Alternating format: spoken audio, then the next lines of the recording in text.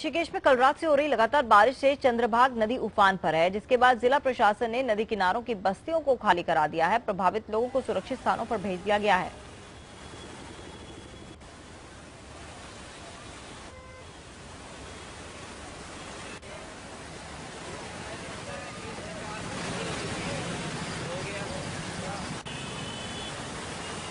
तो प्रशासन प्रभावित लोगों को सुरक्षित स्थानों पर भेज रहा है।